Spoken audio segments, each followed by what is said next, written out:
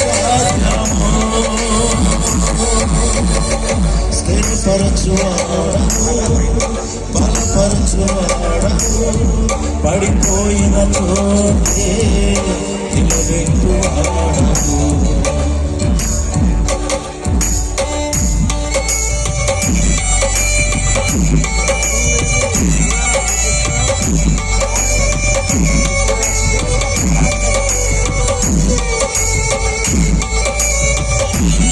అందరూ కూడా తప్పకుండా దేవుని మనసుకుంటున్నారు.